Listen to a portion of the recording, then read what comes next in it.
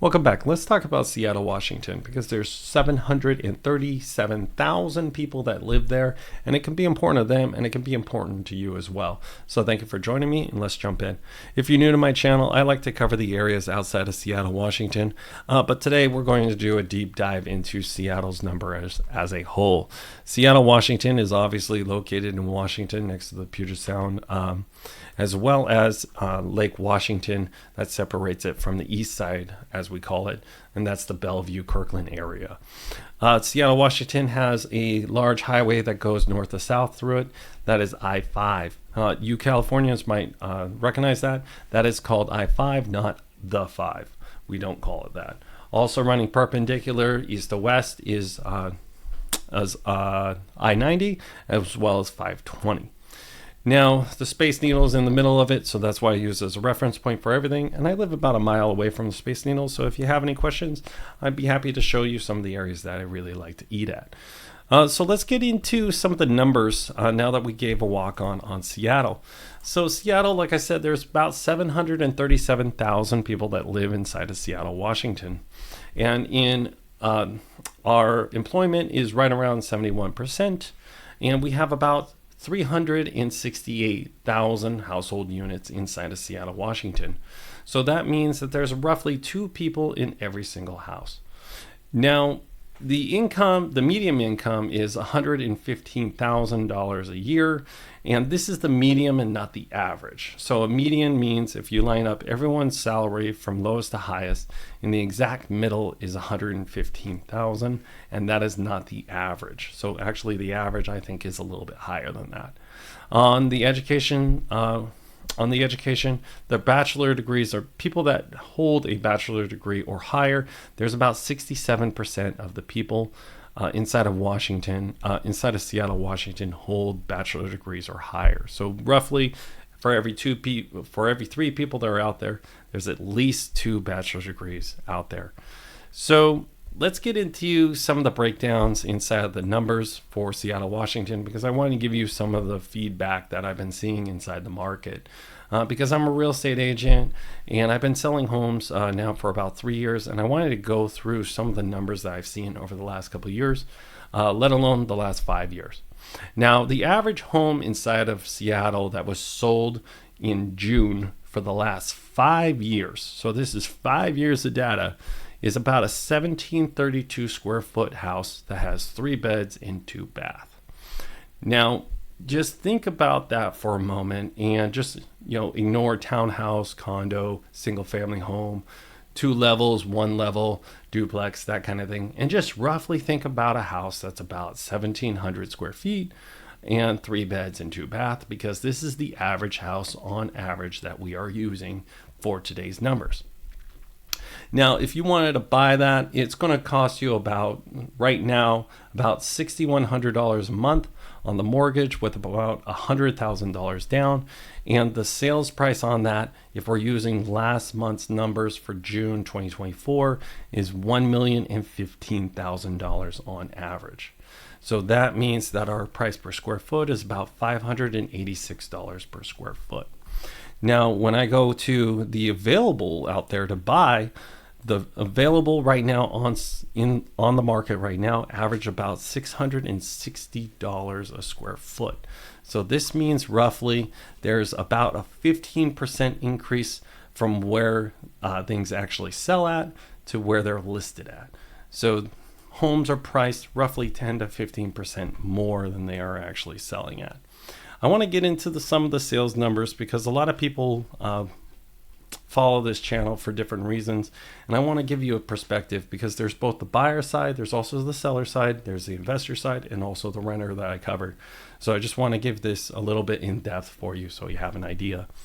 If you bought this 1732 square foot house in June 2020, that is the middle of COVID. There's stay-at-home orders going on. No one's going to work, or they're working from home.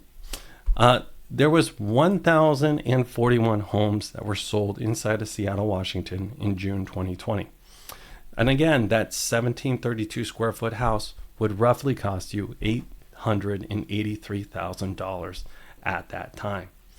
Now, if you waited just 1 year there was 1,581 homes sold the next year inside of June. So there was a 52% increase in sales from June 2020 to June 2021. This is when we're starting to see the run up and the home prices just started to take off. Well, inside of Seattle, Washington, if you bought that house in June 2020 and you held it only for 1 year, it would have increased about 10%, and it would have been worth now $976,000. If you waited again until June 2022, June 2022, we started seeing an interest rate change in April, and in June we started seeing some of the effects of this actual slowdown. There was 1,194 homes that were sold inside of June 2024, and roughly it took about 9.5 days to actually sell a home during that time. The average home cost at that time $1,050,000, and this is about a 20% increase from the year before. This is unheard of because we never had homes appreciate this fast.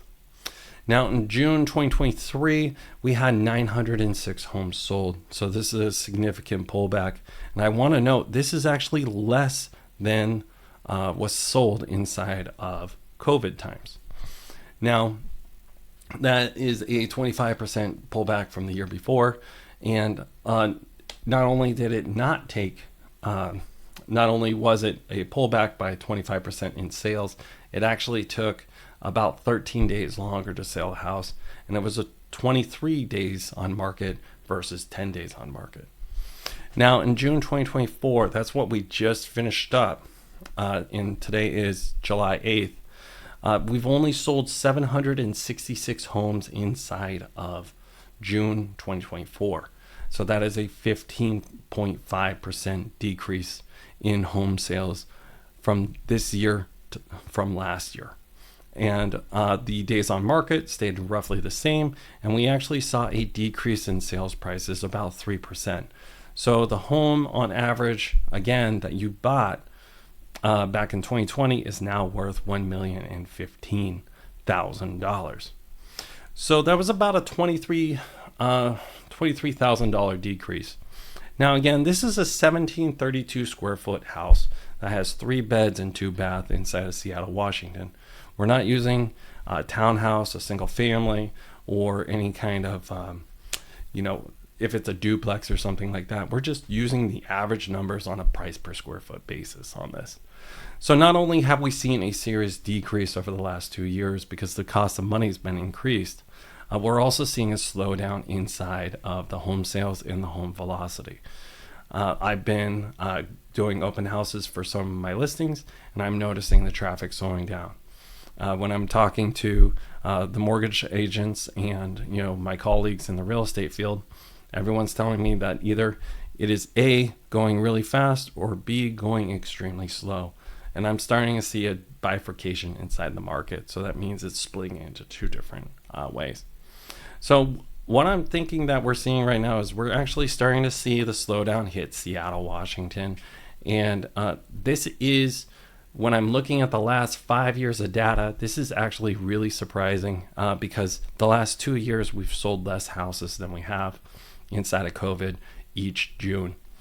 So this is a sizable slowdown.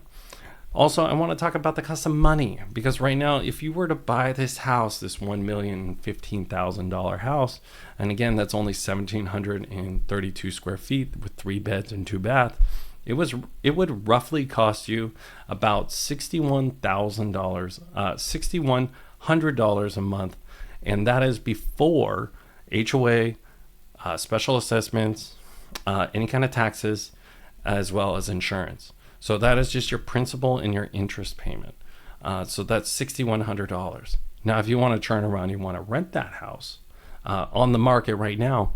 I actually did all the rents for the last 180 days inside of Seattle, Washington, and the average rents are $2.68 per square foot per month.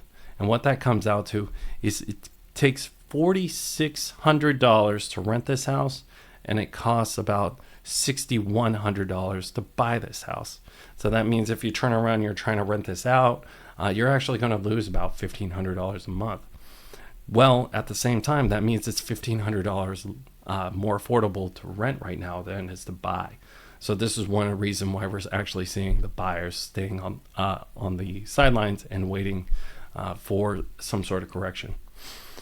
Now, the reason why I do this is I want to give you an idea exactly of what you're looking at inside of the Seattle market if you live and work or you're just thinking about moving out here.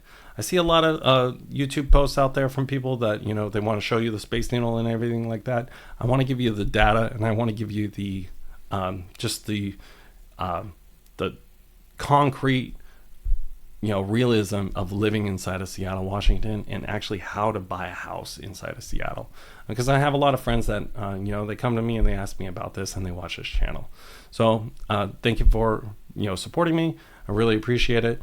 And as always, it was a pleasure working with you today, and I hope you have a fantastic day.